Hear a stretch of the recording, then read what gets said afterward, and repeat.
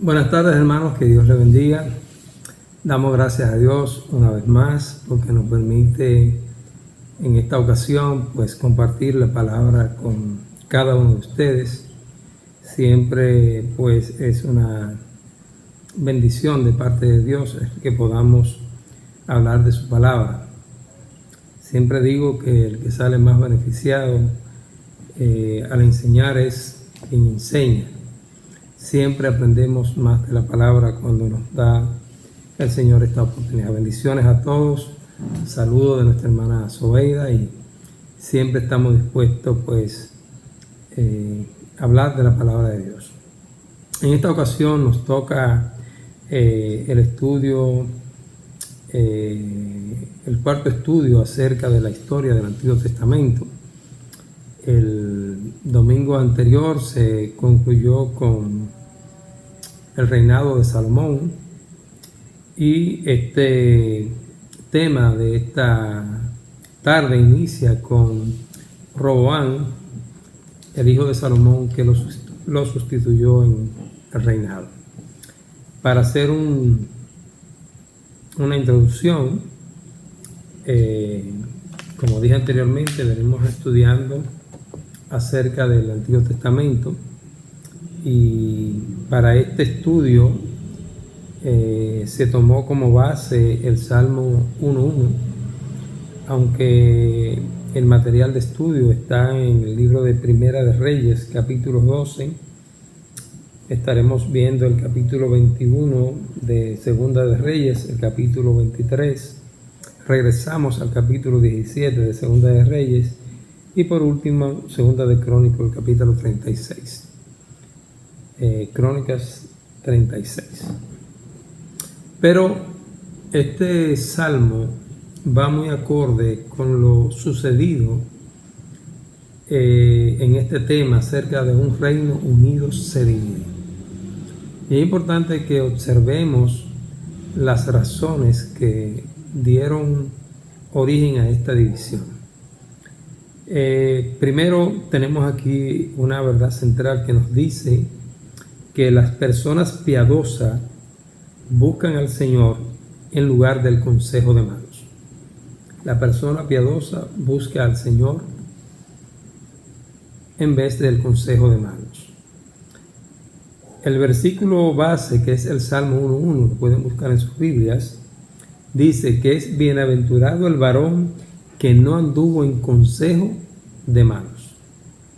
Pero también dice, ni estuvo en camino de pecadores, ni en silla de escarnecedores se ha sentado. Básicamente este versículo nos va a detallar por completo lo que vamos a estudiar en el libro de Primera y Segunda de Reyes. Este cuadro se presenta tomando la actitud o las decisiones negativas que en un momento determinado toma uno de los reyes de Israel y trae consecuencias que ya habían sido desde luego avisadas al pueblo de Israel por su pecado. Cuando dice el exposicionista y escoge esta verdad central y dice que las personas piadosas buscan al Señor en lugar del consejo de malos, pues nos llama la atención que es una persona piadosa. Cuando vamos a buscar el significado de la piedad, nos dice que es una persona que su intención o su accionar es impulsado por la compasión y el amor.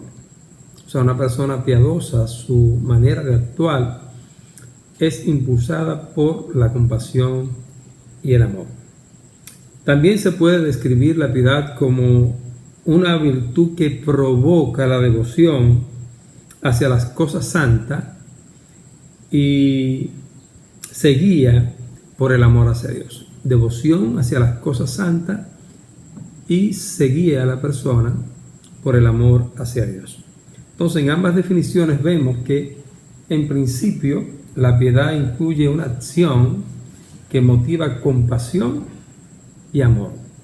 Y si hay compasión y amor, y lo inclina hacia las cosas santas, es imposible que entonces usted se incline a lo malo o al consejo de personas malas. La palabra de Dios llama bienaventurado al varón que no anduvo en consejo de malos. Es decir, que es bienaventurado el varón que es piadoso, que es compasivo, que es amoroso. Y nos vamos a dar cuenta que esta cualidad le faltó a Roboam, el hijo de Salomón. Lo segundo que dice, ni en camino de pecadores, que no estuvo en camino de pecadores.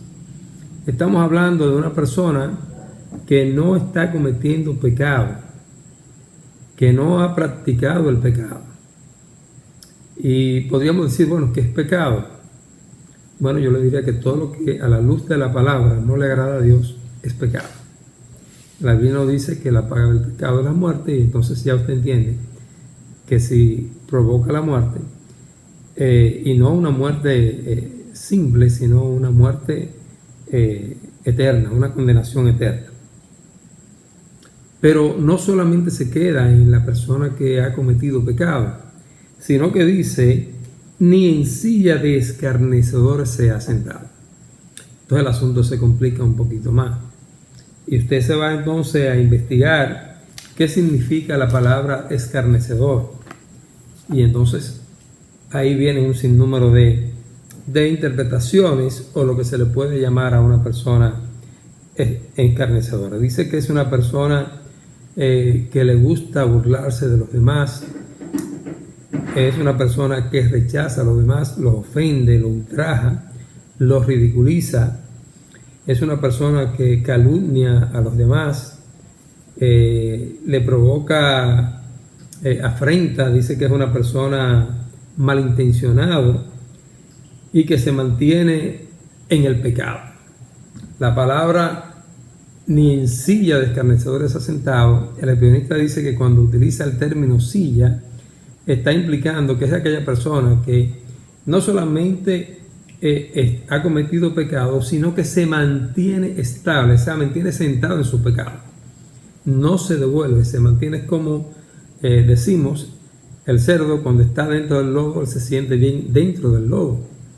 Entonces, cuando una persona que ha cometido pecado y no va delante de Dios y se arrepiente y se aparta del pecado, sino que se mantiene habitualmente en una situación de pecado, se dice que está sentado en silla de escarnecedores, de gente que constantemente está en pecado, está en el pecado de manera constante. Entonces la palabra de Dios nos llama bienaventurado al que no se lleva de consejos de malos, al que no está cometiendo pecado, y mucho más es bienaventurado el que no está sentado dentro del pecado, en silla de escarnecedores. Entonces, esta palabra nos va a hacer entender la situación del pueblo de Israel y por qué razón Dios de antemano ya había profetizado al pueblo, le había a través de sus profetas indicado al pueblo las consecuencias del pecado. El pecado siempre trae consecuencias. Lo vimos en el caso de David, un hombre conforme al corazón de Dios, pero cometió pecado grave delante de Dios y tuvo sus consecuencias graves también. Entonces el pecado siempre tiene consecuencias. Para poder entrar ya al caso de Roboam y su situación, en los días del reinado de Salomón, podríamos decir que Salomón tenía un primer ministro o un ministro de la presidencia, como le llamamos hoy, encargado de las tribus que estaban al norte de Israel. Era uno de su mano derecha que mantenía el pueblo, podríamos decir, a raya, y que se ocupaba de que el pueblo, muy especialmente la parte norte de Israel, pues cumpliera con sus obligaciones impositivas, que es el término que nosotros conocemos hoy día, que cumpliera con los tributos hacia la casa del rey. Pero dice que este hombre se le reveló a Salomón y salió huyendo para Egipto y se quedó viviendo en Egipto durante Salomón vivía. Este hombre se llamaba Jeroboam. Este primer ministro de Salomón no estuvo de acuerdo con la carga que Salomón mantenía en el pueblo y un sinnúmero de cosas que quizá él consideraba que eran abusivas. Se rebeló contra el rey, contra el presidente, podríamos llamar nosotros hoy, y no tuvo más remedio que huir a Egipto, porque si se quedaba en Israel, pues ya ustedes saben cuál era su fin, ¿verdad? Iba a ser condenado a muerte. Muere Salomón y reina en su lugar Roboam, su hijo. Dice que tan pronto muere Salomón, le dan aviso a Jeroboam, le mandan a avisar allá a Egipto que Salomón había muerto y que estaba en lugar de Salomón como rey Roboam. Y lo mandaron a buscar y él vino, pues, desde luego, de nuevo a Israel, pues ya no tenía el riesgo o el miedo de que le fuera quitada su vida. Dice la palabra de Dios, era costumbre que los reyes de Israel se le ponía la cinta, aquí como en el Senado, ¿verdad?, al presidente, en una ciudad llamada Siquem, que está entre Samaria y Jerusalén, pero más cerca, bastante cerca de Samaria. Está en el reino del norte, pero era costumbre ir a Siquem para ser investido como rey, puesto que la mayor parte de las tribus estaban en la parte norte de Israel y desde luego también las tribus de mejores condiciones económicas. Más adelante vamos a explicar por qué esas tribus estaban en mejores condiciones económicas que las tribus del sur de Israel. Dice que en el momento en que fue Roboam investido como rey, los principales líderes del pueblo se acercaron a Roboam con una petición. Si buscamos en nuestra Biblia, en Primera de Reyes capítulo 12, específicamente vamos a leer el versículo 4, dice: tu padre agravó nuestro yugo, mas ahora disminuye tú algo de la dura servidumbre de tu padre y del yugo pesado que puso sobre nosotros, y te serviremos. Los líderes de las tribus del norte se reúnen con Roboam en Siquem y simple y llanamente le solicitan que disminuya la carga, el yugo, es decir, los impuestos, lo que había que llevar al erario público para cubrir los gastos y de la nación y sobre todo también los gastos personales del rey. Como ya se había concluido la construcción del templo en el reinado de Salomón, esa carga que se le había puesto al pueblo para construir el templo y para construir o mejorar, diríamos, la casa del rey, puesto que ya David había hecho un palacio real y se entiende que Salomón ocupó ese palacio, pero se vio en la necesidad de agrandarlo. Yo diría que lo agrandaría quizá 5 o 6 veces más, y para eso necesitó los recursos, la carga impositiva al pueblo. Esto lo sabemos todos, pues dice la Biblia que Salomón tenía 700 esposas y 300 concubinas. Como usted comprenderá, había una demanda de cada esposa de esa. Yo supongo que había que hacerle una casa real a cada una de ellas, con sus sirvientes, su equipo. Las damas generalmente son de alto consumo. Estamos hablando de 700 esposas y 300 concubinas. Eso no tiene punto de comparación lo que ese hombre tenía que gastar para mantener a esas mujeres contentas. Lo que quiere decir, hermanos, que eso venía de la carga del yugo al pueblo. Al morir Salomón, pues se entendía que el pueblo no tenía la responsabilidad ya de una carga tan grande, porque estaba el templo de Jehová hecho, estaba el palacio real con todos sus anexos hechos, y entendían que el yugo podía ser disminuido. Y fíjense que aquí dice que simplemente disminuye tú algo, o sea, un poco del yugo que no había impuesto tu padre. Y si tú haces eso, nosotros te serviremos. Oiga, bajar un poco la carga impositiva. Aquí es difícil cuando hablamos de impuestos, y no solamente en República Dominicana, en todos los países del mundo. A veces dicen, bueno, no te vamos a aumentar la carga impositiva, y el que no entiende de números quizá en el momento dice, no, este es un buen gobierno, no está aumentando la carga impositiva. Pero no aumenta los impuestos, pero coge prestado. Al coger prestado, tiene que ir aumentando precios en un sinnúmero de cosas que no son impuestos, sino que aumentan los precios. Aumenta el combustible, por ende aumenta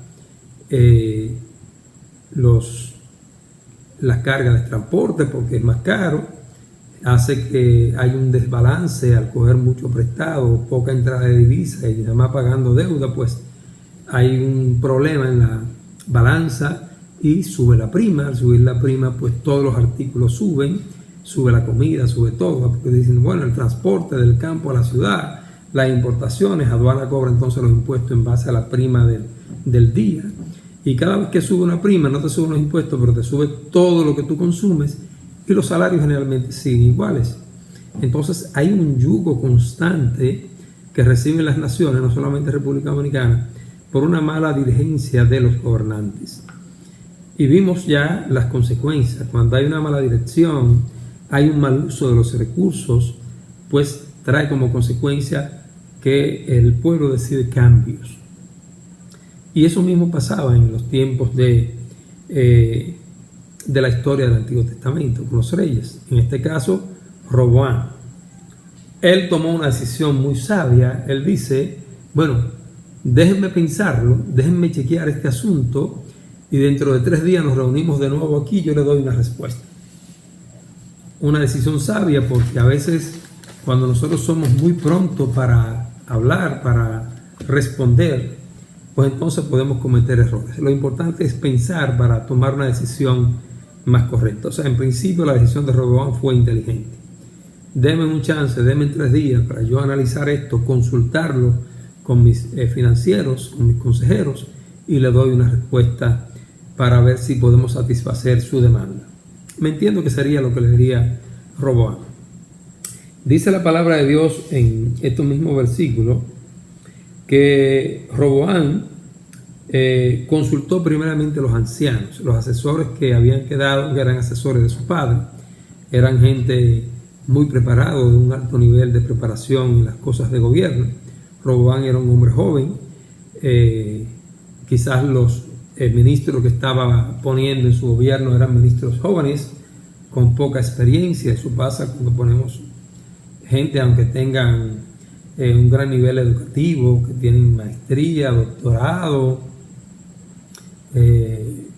con graduaciones en Harvard y en qué sé yo, en Inglaterra, por allá, muy preparado, pero gente que no tiene la experiencia de trabajo, la experiencia de vida de una persona ya, de un profesional más adulto, pues siempre los consejos no son los más apropiados.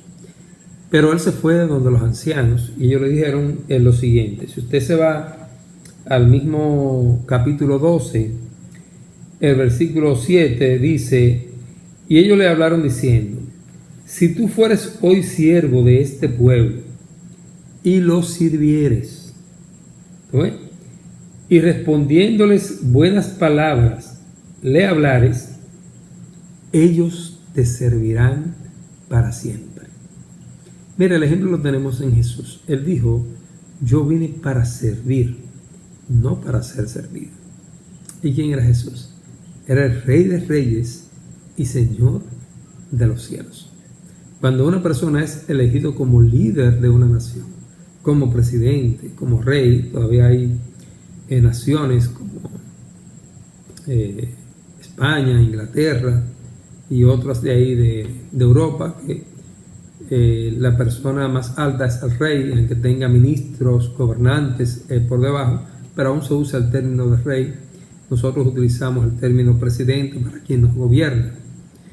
Esa persona es elegida para dirigir los destinos del país en muchos aspectos, en la economía interna, pero en sus relaciones exteriores con los demás países. Aunque él nombre sus ministros, la responsabilidad cae sobre el presidente y es elegido para servir. Y los ancianos lo que le dijeron es: si tú realmente te dedicas a servir a tu nación, a tu pueblo, y realmente ellos se dan cuenta de que estás en disposición de servir, esto implicaba disminuir la carga, eliminar el abuso, el despilfarro de la economía, el uso inapropiado de los recursos del Estado para beneficios personales y distribuirlo entre la nación, entre las personas del país y servir a ese país. Dice aquí los ancianos que esa gente que fueron a reunirse con él, dice que lo servirían para siempre. Un consejo sabio, de gente de experiencia, de gente que ha pasado quizás por periodos diferentes de gobierno. Quizás estuvieron con David durante el reinado de David, quizás alguno estuvo durante el reinado de Saúl, quién sabe, y estuvieron con David, y aún siendo ancianos estuvieron asesorando a Salomón. Y ahora algunos de esos ancianos y de los líderes que estuvieron con Salomón pues le dan este consejo a Roboam.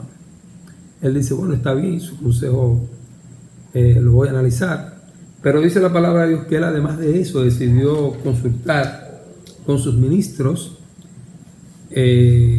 hombres más jóvenes, podríamos decir, más modernos, más actualizados, quizás egresados de ciertas universidades con niveles de maestría y eso, pero sin experiencia de Estado y sin experiencia de dirección de una nación.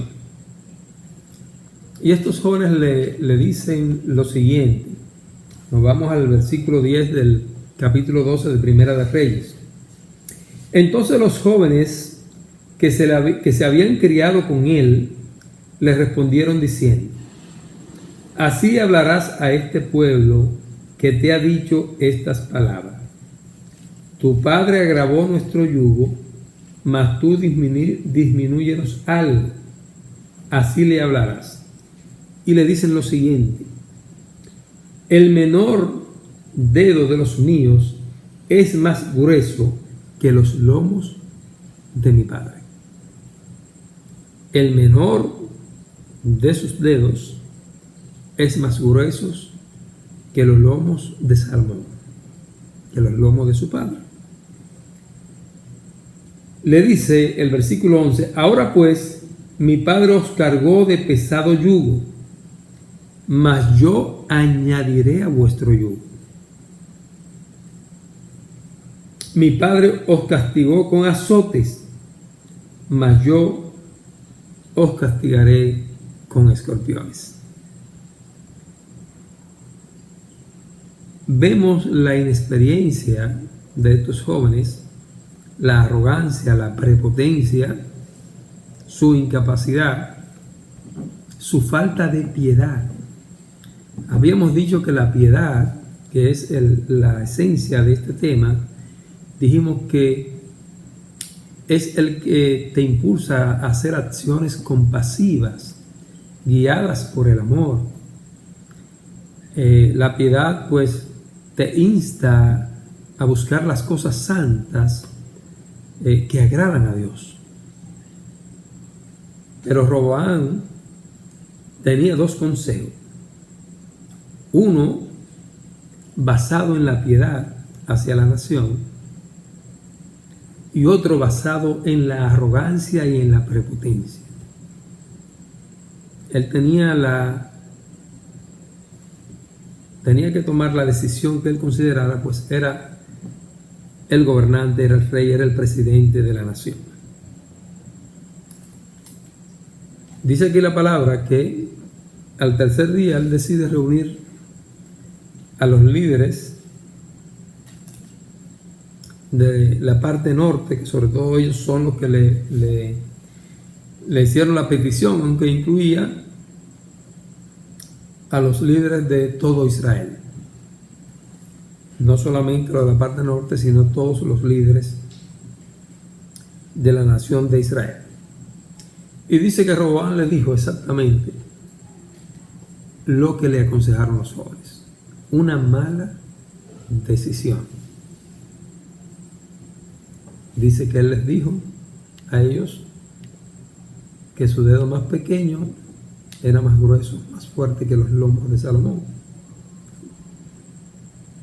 Que si su padre le había dado un yugo pesado, el de él iba a ser superior al de su padre. Que si su padre lo castigaba con látigos, él lo iba a castigar con escorpiones. O sea, una decisión en nuestros días modernos, decir, de seguir tomando prestado, aumentar la deuda de la nación, trae como consecuencia desbalance en nuestro Producto Interno Bruto, trae como consecuencia que hay que pagar muchos intereses, se dispara la prima, aumentan, las importaciones son más costosos por el aumento de la prima, los precios que van al público son más costosos y se va oprimiendo el país, el ciudadano, y como consecuencia los principales dirigentes, ministros, asesores, pues empiezan a engrosar sus bienes particulares y ahí viene el problema del descontento de la nación, y a veces la nación al momento de hacer una elección toma decisiones para que ese gobierno sea retirado por su mala gestión, independientemente de que a veces tienen muchos puntos positivos, muchos puntos muy buenos, pero a veces cuando se ponen en la balanza tiene todo esto bueno, pero tiene estos malos, y la gente decide que los malos pesan un poquito más que los buenos y entonces deciden hacer un cambio. Pues simplemente la respuesta de los líderes que estaban ahí reunidos con él, y muy principalmente los del lado norte, que eran unas 10 tribus, le contestan lo siguiente a este joven: una mala decisión tomó este joven, no oyó el mensaje de los ancianos, pero tomó una mala decisión. Dice el versículo 16: cuando todo el pueblo vio que el rey no les había oído, les respondió estas palabras. Y le dijo: ¿qué parte tenemos nosotros con David? No tenemos heredad en el hijo de Isaí. Israel, a tus tiendas. Provee ahora tú para tu casa. Provee ahora tú en tu casa, David. Así le dicen a Roboam porque era descendiente directo de David. Recuérdense que Salomón era hijo de David y Roboam hijo de Salomón. O sea, provee ahora tú para tu casa. Olvídate de nosotros no te vamos a dar un centavo de lo nuestro. Provee tú para tu casa. Entonces dice que Israel se fue a sus tiendas, es decir, a sus ciudades, y apartaron a Roboam de la parte de ellos. Dice que mandaron a llamar a Jeroboam y lo invistieron como rey de la parte norte, que estaba conformado por 10 tribus. Pero les voy a mostrar un pequeño mapita para que ustedes vean qué incluía el reino del norte y qué incluía la parte sur. Roboam perdió una oportunidad preciosa, ¿verdad?, de tener un reino fructífero y productivo al provocar esta situación, al no llevarse del consejo de los adultos.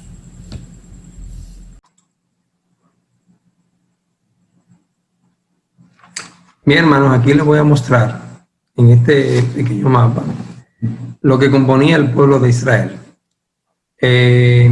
Podríamos decir que la parte norte es más o menos, se lo estoy haciendo una forma acá, es esto. Esto es la parte norte. Si ustedes se ponen a ver en la parte norte de Israel, Esto que ustedes ven acá, que le voy a pasar esta línea, es el río Jordán. Esto que ustedes ven acá es el mar de Galilea. Y arriba sigue, hacia arriba, el río Jordán. Con esto le estoy diciendo que la parte productiva de Israel, la parte agrícola, la parte ganadera, la que producía alimentos en volúmenes enormes para satisfacer toda la demanda del pueblo de Israel, era básicamente la parte norte. Dentro de la parte norte, si ustedes se ponen a ver, habían ciudades de gran importancia. Estaba precisamente Siquén, donde eran investidos los reyes de Israel. Había ciudades como Betel, había ciudades como Samaria, que era una ciudad grande, que por ende fue la capital del Reino del Norte. Estaba Nazaret, acercándose al mar de Galilea, donde luego más adelante, ya en los tiempos de Jesús, sabemos que era el lugar donde residía la familia de Jesús, aunque él nació en el territorio de Judá, en Belén. Recuérdense por el caso de que tenía que irse a empadronar, porque José y María habían nacido en Belén y tenían que ir a su ciudad de origen para ser empadronados. Pero ellos vivían en Nazaret, en la parte norte, cerca, podríamos decir, hacia donde está el mar de Galilea. Estas ciudades eran donde había la mayor parte de producción agrícola porque tenían mucha agua.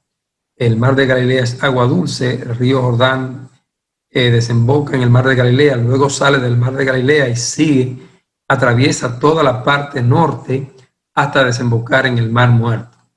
Si ustedes se dan cuenta, la parte de Judá, la parte que corresponde a Judá, está entonces inverso. Judá empieza aquí, ¿verdad? Como hicimos, y podríamos decir que incluye todo esto por acá. ¿Ven? Toda esta parte de aquí, que hay un territorio, la mayor parte desértica. Lo que tiene al frente es el Mar Muerto, donde no se da nada, podríamos decir. Muy poca agua, apenas le queda, casi podríamos decir, la desembocadura del Jordán, donde entra el Mar Muerto. Es quizá el poquito de pedacito de agua dulce que tenía la parte de Judá, y algunas fuentes de agua que habían dispersa como especie de oasis en toda la parte sur. Ya en ciudades como en el tiempo antiguo, diríamos de Jericó, habían allí algunas fuentes de agua.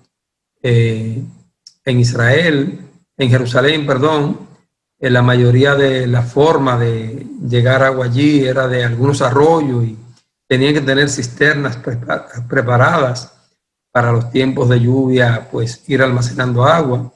Y tenían muy poco territorio, yo diría, con agua dulce para la agricultura y por ende para la ganadería.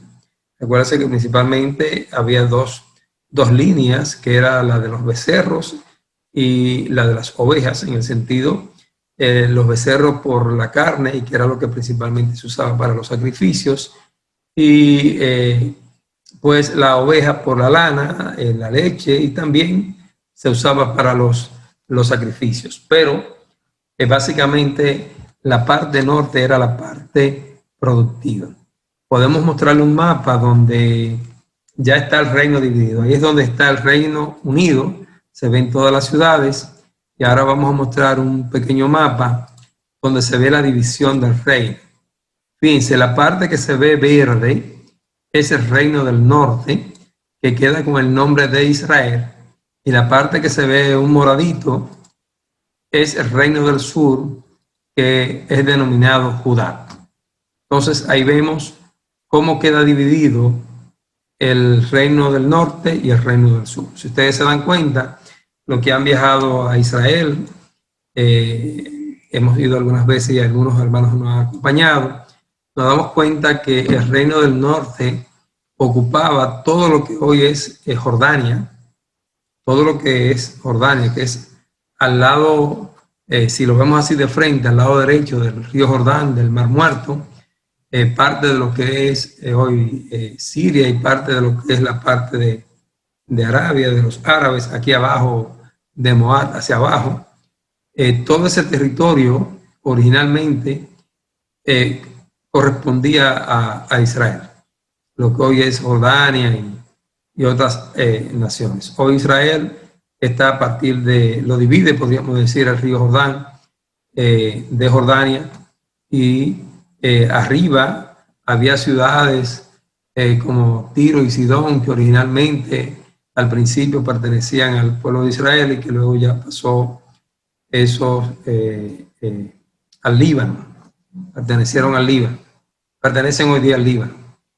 La parte izquierda de abajo, ustedes se dan cuenta ahí que era el lado que correspondía, hoy es la franja de Gaza, que está en el lado izquierdo por aquí abajo, que en principio parte de ese territorio era de Israel, pero se quedó esa franja que son, vamos a decir, unos enemigos eternos que tienen el pueblo de Israel, que el pueblo originalmente a los filisteos, era filistea ese lado, y ahora pues hay un pedazo ahí que es lo que conocemos como la franja de Gaza. Pero en principio vemos que esa división pues afectó de luego el ingreso, las recaudaciones para el rey Roboam. Dice que Roboam mandó uno de sus recolectores de impuestos al lado norte, como es natural, lo mandó a recabar sus impuestos. Dice que este hombre fue asesinado por los líderes del lado norte porque no tenían que pagarle ya impuestos a Roboam. Dice que ellos mandaron a llamar a Jeroboam y lo nombraron como rey de la parte norte, rey de Israel, este ministro de Salomón. Luego de presentar esta división y nosotros darnos cuenta que una mala decisión trae consecuencias, habíamos dicho siempre que la falta de piedad, la falta de amor, la falta de compasión trae problemas. En nuestros días pasa lo mismo. Cuando esa cualidad, yo diría que esa virtud de Dios no está en nosotros, trae divisiones en nuestra área de trabajo, divisiones en nuestro hogar, división aún en la iglesia y por ende división en quienes nos dirigen, quienes nos gobiernan. Esto trajo consecuencias graves y Roboam se mantuvo en una actitud de pecado, como ya estaba en sus últimos años Salomón, en su tiempo de su reinado. Pues Salomón no entendía que era muy grande, se había olvidado de la sabiduría que le había pedido a Dios y empezó a cometer falta. Imagínense la cantidad de esposas que tenía y concubinas, y por ende de cada reinado cerca, pues él se casaba con una de las hijas de los reyes y esas hijas traían sus ídolos, sus dioses, y Salomón contaminó el pueblo de Israel por completo, tanto el reino del norte como el reino del sur. Pero Roboam sigue con esos lugares altos que ya existían en el final del tiempo de Salomón, y los que le siguen gobernando en el territorio de Judá, Roboam, pues casi todos fueron gobiernos malos, hasta que llega la época de Ezequías. Ezequías trató de encaminar al pueblo de nuevo por el temor de Dios, trató de buscar pues el beneficio de parte de Dios, buscó ayuda de Dios para las batallas y trató de que el pueblo buscara a Dios, pero con todo eso no eliminó todos los lugares altos donde había dioses de otras naciones. Ya en sus últimos días, después de la muerte de Ezequías, pueden buscar lo que sucedió. Él se engrandeció después de Dios haberle dado algunas victorias en su batalla. Enfermó, fue visitado por unos enviados de Babilonia y lo que hizo fue que le mostró todos sus tesoros, todo lo que él había conquistado, los tesoros del templo. Le enseñó todo, todos sus bienes, y cometió una necedad porque usted no sabe las intenciones que viene la otra persona. Es como que llega un invitado a su casa y de que llega usted le dice: mira, allí yo tengo la caja fuerte, yo tengo un Rolex, tengo los diamantes, tengo mi pasaporte con visa por tiempo indefinido de Estados Unidos, tengo mi residencia, mira, allí tengo un carro, tengo esto allí, tengo esto. Una gente que usted no sabe, que es un vecino que se lo presentaron, y usted le da todos los bienes de su vida. El vecino, que a lo mejor un tipo mal intencionado, de repente dijo: oye, mira, el vecino allí tiene una cajita fuerte y anota en tal sitio. Y eso hizo este rey. Pero bueno, este rey muere y en su lugar reina su hijo Manasés. Y ahí nos vamos a ir desde Primera de Reyes capítulo 12, vamos a ir a Segunda de Reyes capítulo 21. Nos vamos a Segunda de Reyes capítulo 21. Manasés es descendiente de David, es decir, viene de la descendencia de David, y por eso pues damos un salto, porque dentro de los reyes malos que tuvo el pueblo de Israel, Manasés fue el más malo de todos. Si los otros fueron malos, este no fue de que malo y medio, no, superó muchas veces eso, más que malísimo, podríamos decir. Manasés fue tremendo. Este hombre dice que Manasés agarró el reino del sur, es lo que conocemos como Judá, y lo llenó de imágenes y de edificios. Dice el versículo 4: asimismo edificó altares en la casa de Jehová, de la cual Jehová había dicho: yo pondré mi nombre en Jerusalén. Y edificó altares para todo el ejército de los cielos en los dos atrios de la casa de Jehová. Estoy en Segunda de Reyes capítulo 21, versículos 4 y 5. El 6 dice: y pasó a su hijo por fuego, y se dio a observar los tiempos, y fue agorero, adivino, e instituyó encantadores y adivinos, multiplicando así el hacer lo malo ante los ojos de Jehová para provocarlo a ira. Y puso una imagen de acera que él había hecho. ¿Quién la hizo? Él. Una imagen de acera, en la casa de la cual había dicho David a Salomón su hijo: yo pondré nombre para siempre en esta casa y en Jerusalén, a la cual escogí de todas las tribus de Israel. Dice: en la casa de la cual Jehová había dicho a David y a Salomón su hijo, dice el Señor: yo pondré mi nombre para siempre en esta casa y en Jerusalén, y la escogí de todas las tribus de Israel. La tribu de Judá fue escogida de todas las tribus de Israel para allí sea elevado el nombre de Jehová, el nombre de Dios. Allí estaba el templo de adoración a Dios en Jerusalén.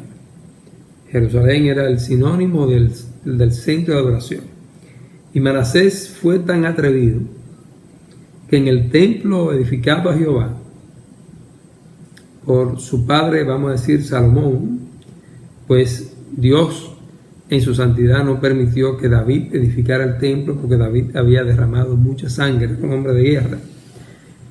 Y Dios no quiso que David edificara el templo, sino su hijo Salomón, que no había ido a la guerra en el momento que construyó el templo. No tenía sangre en sus manos, aunque luego ya tenía sangre, y más que sangre, un alto nivel de idolatría, pues cada esposa de la que él se casó venía con sus dioses de su nación, y llenó a Israel de dioses. dioses falsos. Por este Manasés, en la parte de Judá, tuvo el atrevimiento de poner una diosa de acera en el templo de Jehová. Y fue tan malvado que dice que pasaba a sus hijos por fuego, sacrificios humanos. Este hombre empezó a practicar la costumbre de los amorreos y de las naciones que el pueblo de Israel había vencido, a un grado tal que la palabra de Dios dice que las naciones que ellos habían conquistado le quedaron chiquitas a Manasés.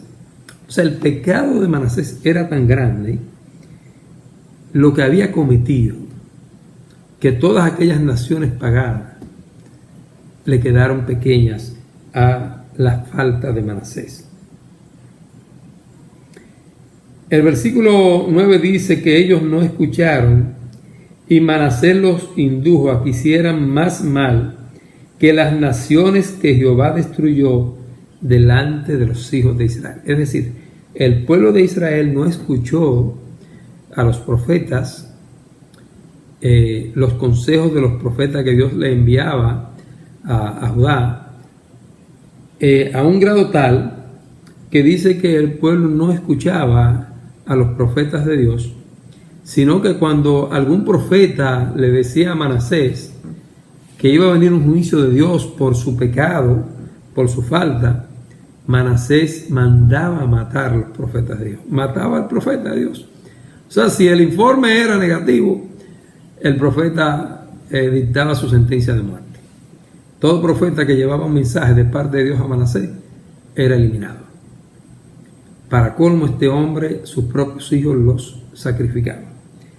A un grado tal que dice el versículo 9, que no escucharon los profetas de Dios, sino que Manasés lo mandaba a matar, pues no quisieron ajustarse a las normas que Dios había establecido por el pueblo a través de su siervo Moisés.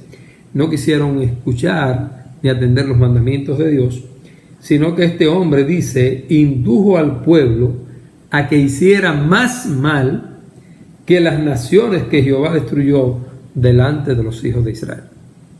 O sea que el nivel de pecado de este hombre era tremendo.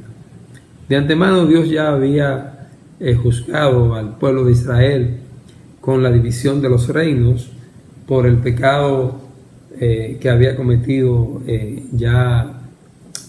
Salomón, de introducir todos esos dioses ajenos al Dios único y verdadero que es el Dios de Israel.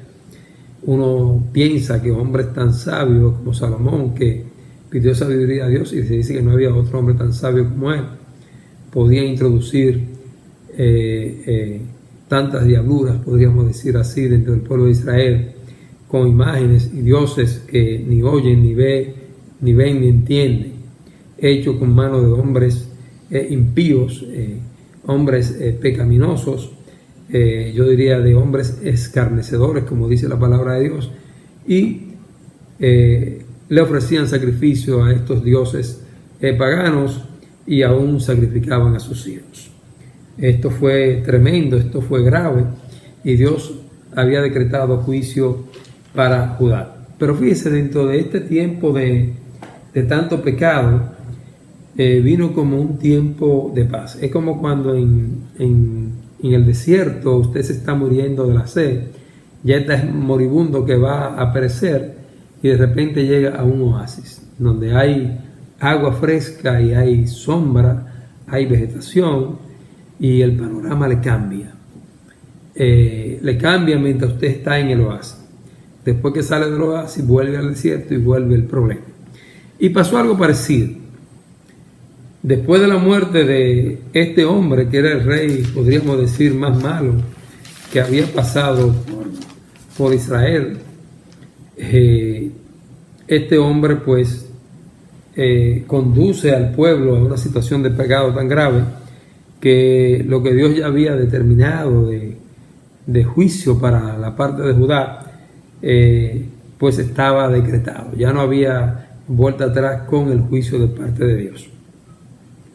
Pero muere Manasés y en su lugar empieza a reinar Josías, su hijo, con apenas 8 años. Este niño aparentemente empezó a buscar el consejo de los ancianos que quizá que quedaban, que su padre había rechazado,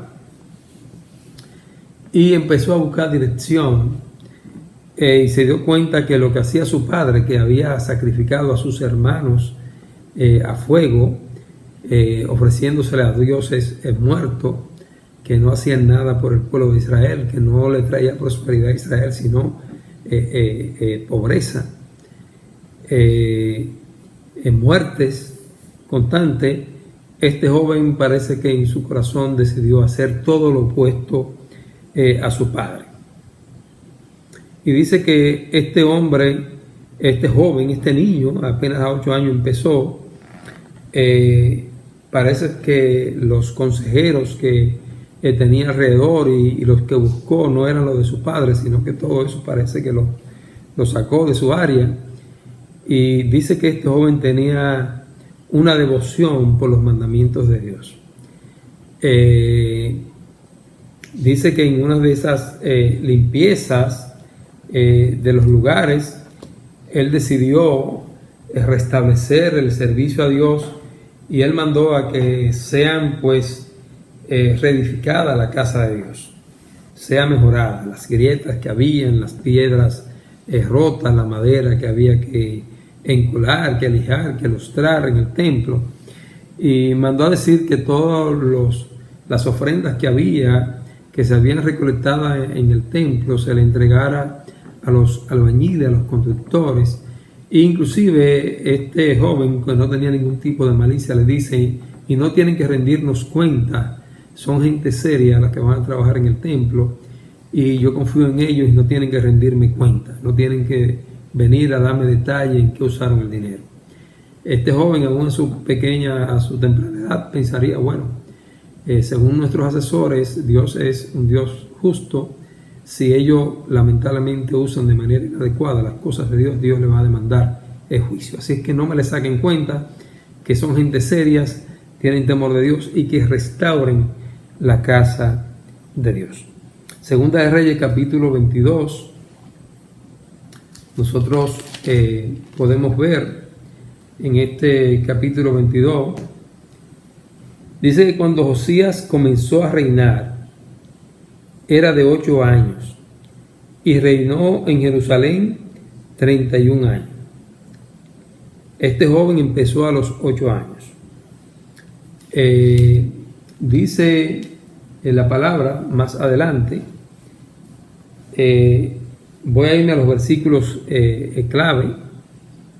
Esa lectura del capítulo 22 del 1 al 20 detalla gran parte de la vida de Manasés, lo que hizo, las decisiones que tomó,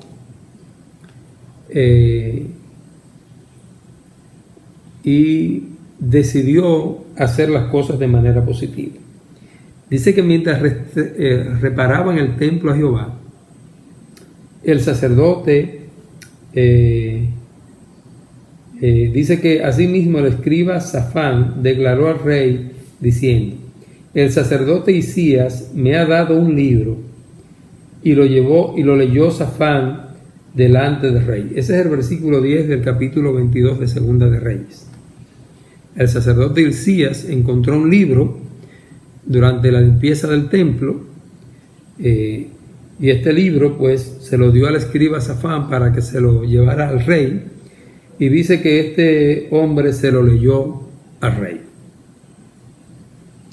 Dice que cuando el rey, versículo 11, hubo oído las palabras del libro de la ley, rasgó sus vestidos. ¿Qué hizo el rey? Se dio cuenta del gran pecado que había cometido su padre y sus tíos, sus anteriores, al escuchar el libro de la ley.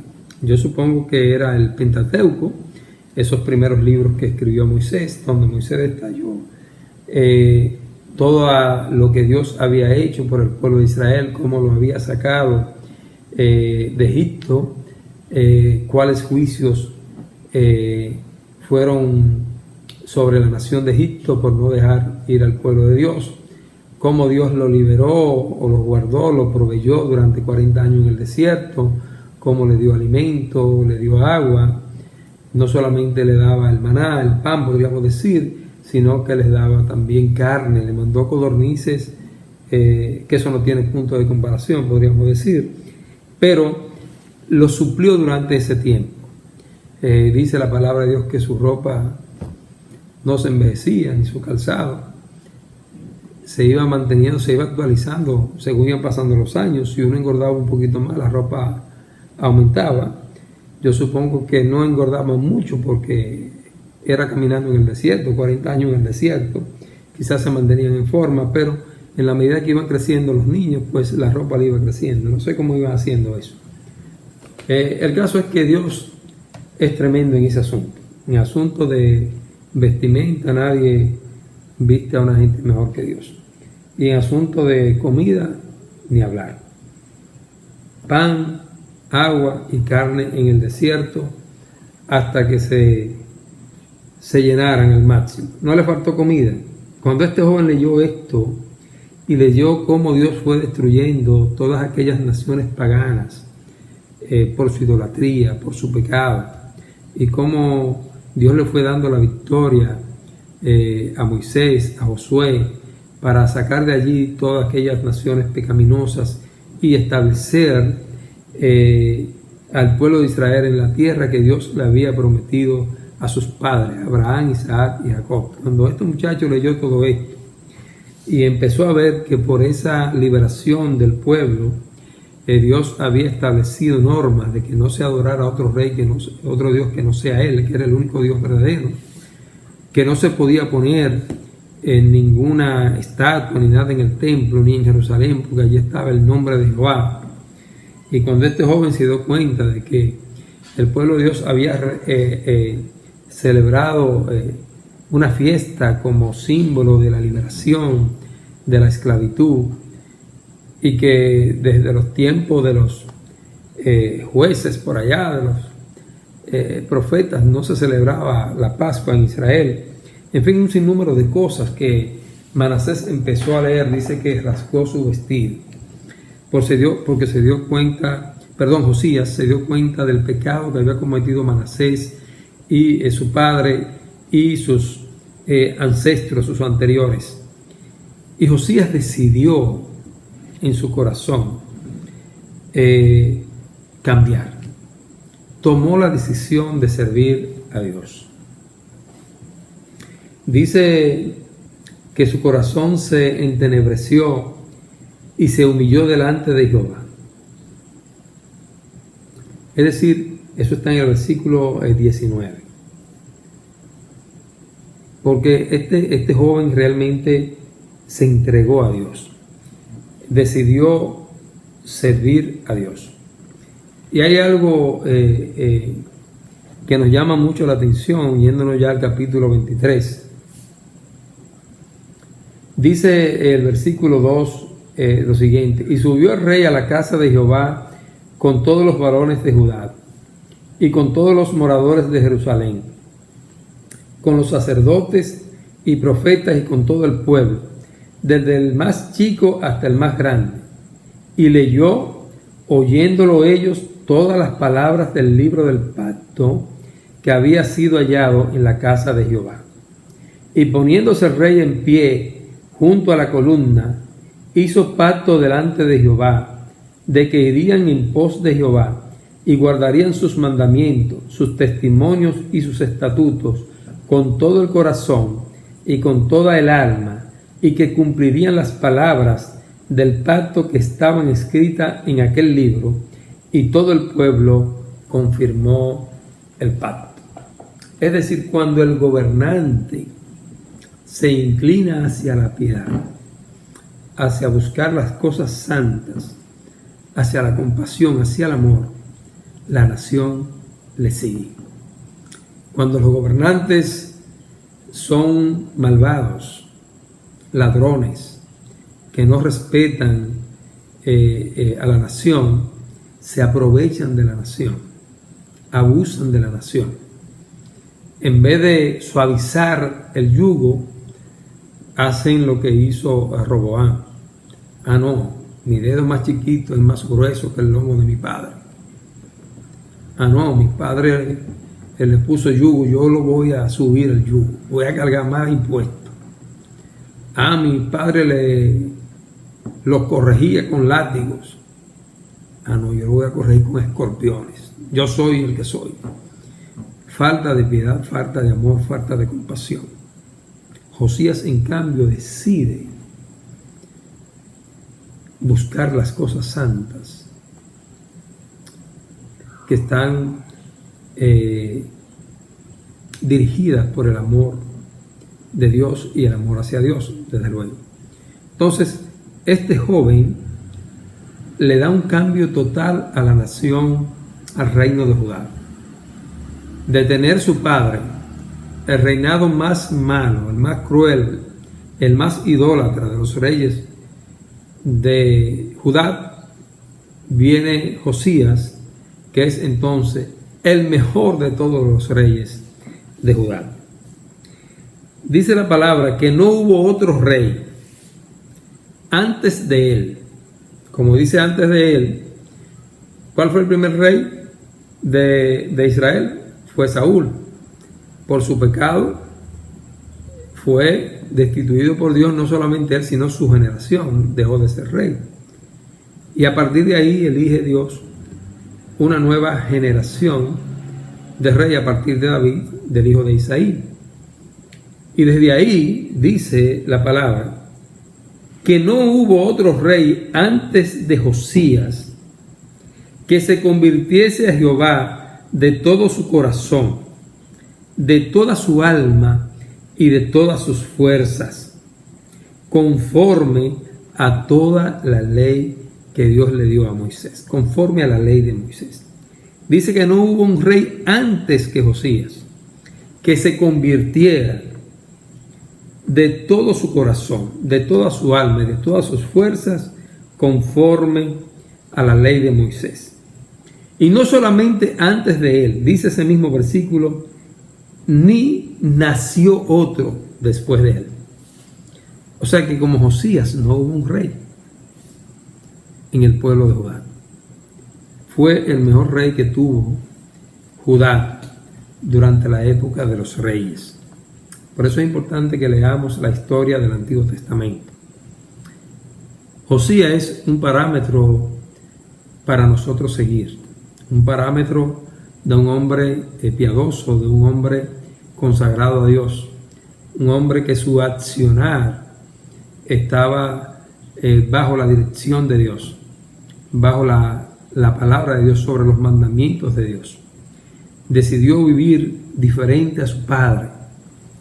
Es un contraste grande, porque a veces quizá usted dice, bueno, vinieron varias generaciones y fueron haciendo algunos cambios. No, fue un cambio radical. De padre a hijo, el asunto cambió a un 100%. Y para fundamentar lo que acabamos de decir, leemos en Segunda de Reyes, capítulo 23, versículo 25. Lo repito. No hubo otro rey antes de él que se convirtiese a Jehová de todo su corazón, de toda su alma y de todas sus fuerzas, conforme a toda la ley de Moisés, ni después de él nació otro igual. ¿Se da cuenta? Dice, con todo eso, Jehová no desistió del ardor con que su gran ira se había encendido contra Judá, por todas las provocaciones con que Manasés le había irritado. De la misma manera que dije que Dios es un Dios de amor, que es un Dios de misericordia, siempre hemos dicho que Dios es un Dios justo y es un Dios que es fuego consumidor. Lo dice la palabra. Como Dios es justo, Él lo que es bueno pues lo perdona, pero lo que es malo lo castiga. Vimos que las consecuencias que tuvo David por su pecado. Se arrepintió David de su pecado y dice que su corazón era conforme al corazón de Dios, pero pagó la consecuencia de su pecado. El pecado trae consecuencias. Pero Manasés fue el peor de los reyes de Judá. No solamente pasó por fuego sus hijos, introdujo todos los dioses paganos, sino que se atrevió en el mismo templo de Jehová, donde estaba el altar dedicado exclusivamente a Jehová, a poner una diosa de acero y a cometer cuantas barbaridades ustedes se pueden imaginar. Viene su hijo y manda destruir todos los lugares altos, todas las imágenes, saca a esa diosa de acero del templo, reedifica el templo, y en esa reedificación y esa modificación del templo aparece el libro de la ley. Y entonces vemos el cambio que hace este joven. Ratifico, versículo 25, dice que la palabra de Dios dice que no hubo otro, ni antes ni después de él, que se convirtiera de todo su corazón, de todo su alma y de todas sus fuerzas a Jehová conforme a la ley de Moisés, que Josías. Si usted lee Deuteronomio 6:5, en la ley estaba establecido: y amarás al Señor tu Dios de todo tu corazón, de toda tu fuerza y de toda tu alma. Eso estaba en la ley de Moisés, en Deuteronomio capítulo 6, versículo 5. Y dice aquí que no hubo otro rey como Josías. O sea que dentro de un desierto, el pueblo de Judá llegó a un lugar de un oasis fértil con mucha agua durante el reinado de Josías. Pero, como ustedes saben, Dios había decretado ya juicio para Judá por el pecado de Manasés. Pero ahora vamos a hacer un paréntesis y vamos a ir un poquito atrás. Habíamos dicho que cuando Roboam comete el error de no llevarse del consejo de los ancianos, se divide el reino. Vimos ya las tribus del reino del norte contra las del sur. Nos dimos cuenta que la parte norte es la parte más frondosa, más productiva de Israel, aún en el tiempo antiguo como hoy día. Es la parte que tiene más agua dulce, tiene todo el río Jordán, podríamos decir, el mar de Galilea, que es un mar de agua dulce, se le llama lago de Genesaret, igual que mar, se le llama mar por su tamaño, por lo grande que es, pero también se le llama el lago de Nazaret, de Genesaret.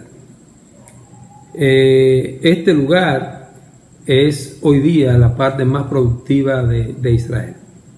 Todo lo que es el valle, alrededor de lo que es el Jordán, a ambos lados, tanto en la parte de Jordania como en la parte de Israel, es la parte más productiva en el término agrícola, en términos productivos de legumbres. Israel produce tanta producción de vegetales, y eso que es quien suple casi todas las naciones enemigas de ahí, del Medio Oriente, de esa zona por ahí. Israel además Dios lo ha bendecido con una tecnología tremenda de poder aprovechar aún el agua del mar para convertirla en potable y suplir de agua. En el caso de Jordania prácticamente no tiene agua, Israel es quien suple el agua, más los alimentos, más los medicamentos. Es decir, Israel, Dios, pues su bendición sigue sobre Israel, aunque esté envuelto aún en su pecado, en su falta de creencia de Jesús como el Mesías que había sido prometido. Pero Dios cumple su palabra. Dios había dado una promesa a Abraham de que él haría una nación grande y que en su simiente, que eran sus hijos y específicamente Jesús, serían benditas todas las naciones de la tierra. Por eso pues se nos exhorta a que nosotros oremos por la paz de Jerusalén. Es algo que está en la palabra, nos insta a eso. Pues hemos recibido bendición por la simiente de Abraham, que es Jesús, que proviene de el pueblo de Israel. Pero en el reino del norte, durante su reinado, iniciando con Jeroboam, como habíamos dicho, que fue quien fue investido como rey, este reino, Jeroboam había estado exiliado en Egipto, una nación muy pagana. Luego de la muerte de Salomón regresó a la parte norte del reino. En este caso se quedó con el nombre de Israel, y la parte sur con el nombre de Judá. Este hombre siguió con los lugares altos, con la idolatría que ya Salomón había introducido, con todas las mujeres que había tomado de los reinos paganos y habían traído sus dioses, y empezaron a seguir con esta idolatría que tenía Salomón. Jeroboam más los descendientes de Jeroboam, todos estuvieron de continuo en pecado, aún teniendo profetas tremendos, como en la parte norte estaba Elías, estaba Eliseo,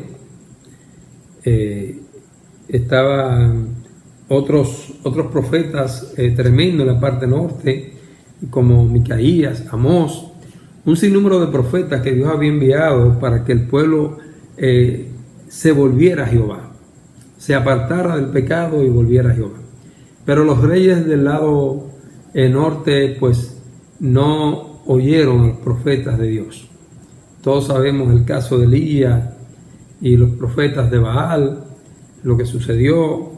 Aún Dios le da una demostración enorme de que Dios es el único Dios verdadero, con lo que sucedió allá en el monte Carmelo, me parece que fuimos a ese lugar a visitarlo, donde Elías degolló a todos los profetas de Baal allí porque se rasgaron, se pellizcaron y no bajaba el fuego.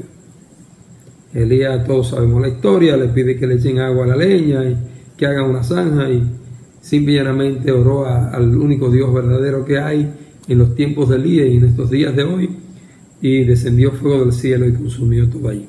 Profetas como Elías, como Eliseo, estuvieron allí en el reino del norte, y este reino no volvió a Jehová.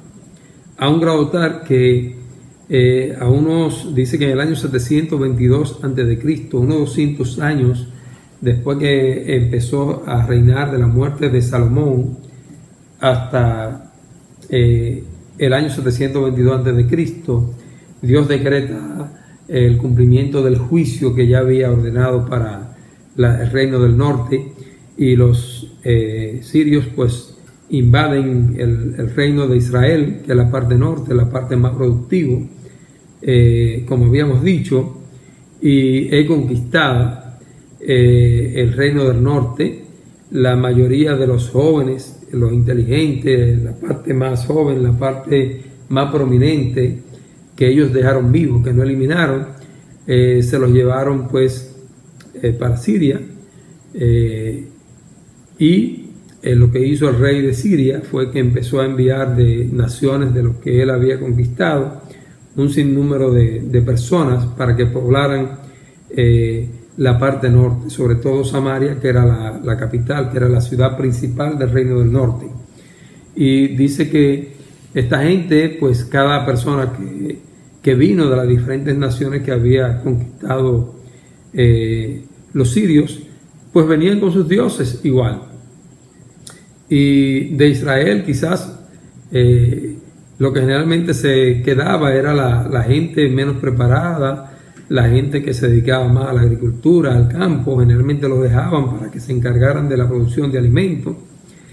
Y esta gente vino con sus diferentes dioses y empezaron a adorar en la parte norte esos dioses que ellos tenían. Igualmente hacían sus sacrificios al dios Moloch, de sacrificios humanos, y empezaron con su idolatría. Y dice la palabra de Dios que Dios envió a la parte norte leones, y dice que los leones se comían a los habitantes que habían mandado allí los sirios para ocupar el territorio de Israel. A un grado tal que los que él mandó para allá fueron donde el rey de Siria dijeron: mira, esa gente para donde tú nos mandaste, el Dios de esa gente, nosotros no lo conocemos, y ha mandado para allá unos leones que están acabando con nosotros. Manda a alguien de esa gente para acá que nos diga, que nos hable de ese Dios, a ver cómo es el asunto, qué es lo que pasa. Y dice que de los sacerdotes pues fue enviado por el rey de Siria, de los que habían llevado cautivo, le mandaron a Israel, al reino del norte, para que les hablara y lo instruyera acerca del Dios de Israel. Y dice que este hombre pues empezó allí en Betel, empezó a enseñar la ley, empezó a hablar acerca del Dios de Israel. Y dice que en la medida que esta gente empezó a conocer el rey de Israel, los leones empezaron a irse de allí. Se acabaron las mordeduras, las matanzas por leones. Pero dice que esta gente después pues ellos servían a Dios y a sus dioses. O sea, ellos adoraban al Dios de Israel y también adoraban a sus dioses. O sea, que eran gente que idólatras, y por esa razón hubo una mezcla ahí media rara. Pero luego que viene el reinado de Josías, Josías fue tan tremendo que no se conformó con Judá. Dice que él cruzó al lado norte, y todos los altares que encontró en el lado norte, Josías, siendo el rey de Judá, no del lado norte, lo destruyó, los quemó, y le dijo a todos los que estaban en el lado norte que los quisieran adorar al Dios verdadero, al único Dios, fueran a Jerusalén para adorar con ellos. Y dice que mucha gente que estaba en el reino del norte, que era de Israel, que reconoció a Dios, a Jehová como el único Dios verdadero, fue a adorar a Dios junto con Josías. Y dice que en el tiempo de Josías se celebró la Pascua, que no se celebraba en Israel desde los tiempos de los jueces.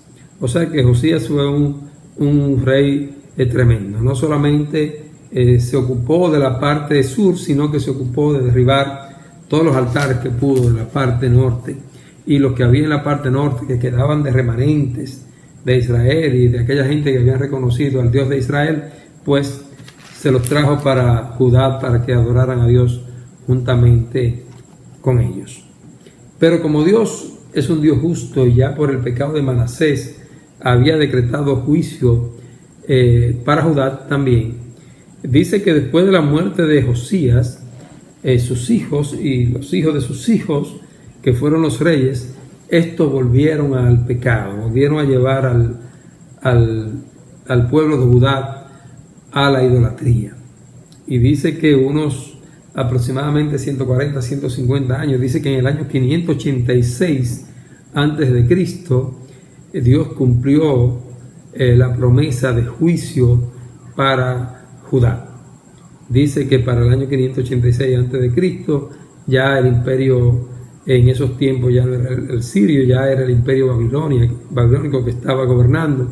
Y dice que el imperio babilonio pues hizo cautivo a Judá, y se llevó a todos los jóvenes prominentes, inteligentes que había allí para Babilonia. Y no solamente ahí fueron Daniel, Sadrach, Mesach, Abednego y un sinnúmero de jóvenes inteligentes, y la gente de más nivel y lo más preparado. Como siempre se quedaba un pequeño remanente, que era, como dije, los agricultores, la gente que tenía que producir algunas cosas para poder mandar al imperio, es decir, en este caso a Babilonia. Incluso el rey de Babilonia, Nabucodonosor, instaló algunos reyes judíos, como el último creo que fue Joaquín, que fue que le cambió el nombre o así a Joaquín. Y esta gente pues volvieron y quisieron como imponérsele al rey de Babilonia. El último rey, pues el rey de Babilonia le sacó los ojos. En todo sentido pues ocupó, y dice que los babilónicos destruyeron el templo de Jehová, no quedó muro en él, y las murallas de la ciudad fueron destruidas.